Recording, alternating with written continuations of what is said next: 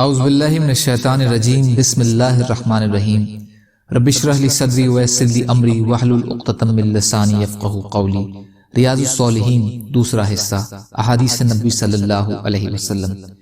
حضرت مغیرہ بن شعبہ رضی اللہ تعالی عنہ روایت فرماتے ہیں کہ رسول اللہ صلی اللہ علیہ وسلم نے فرمایا، حضرت موسیٰ علیہ السلام نے اپنے رب سے پوچھا، جنتیوں میں سے سب سے نچلے درجے کا آدمی کیسا ہوگا؟ اللہ تعالیٰ نے جواب دیا، یہ وہ شخص ہوگا جو تمام جنتیوں کے جنت میں داخل ہونے کے بعد آئے گا۔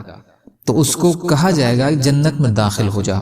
وہ کہے گا، اے میرے رب، میں کیسے داخل ہوں جبکہ لوگ اپنے درجات میں رہائش پذیر ہیں اور اپنے حصوں پر قابض ہو چکے ہیں؟ تو اس کو کہا جائے گا، کیا تو اس بات کو پسند نہیں کرتا کہ تجھے دنیا کے بادشاہوں میں سے کسی ایک بادشاہ کے جیسی بادشاہی دے دی جائے؟ وہ کہے گا، اے میرے رب، میں اس پر راضی ہوں۔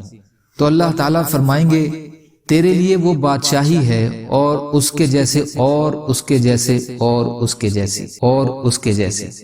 تو پانچویں بار میں وہ کہے گا، اے میرے رب، میں راضی ہوں۔ اللہ تعالیٰ فرمائیں گے، یہ تیرے لیے ہے اور اس کے جیسی 10 گنا اور اس کے علاوہ تیرے لیے وہ بھی جس کو تیرا نفس چاہے اور جس کو دیکھ کر تجھے لذت حاصل ہو۔ وہ کہے گا، اے میرے رب، میں راضی ہو گیا۔ موسیٰ علیہ السلام نے عرض کیا، جنتیوں میں سب سے اونچے درجے والا کیسا ہوگا؟ اللہ تعالیٰ نے عرض کیا، یہ وہ لوگ ہیں جو میری مراد ہیں۔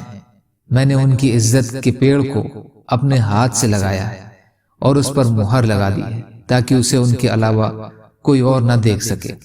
تو اسے کسی آنکھ نے نہیں دیکھا، کسی کان نے نہیں سنا اور کسی انسان کے دل میں اس کا خیال تک نہیں گزرا۔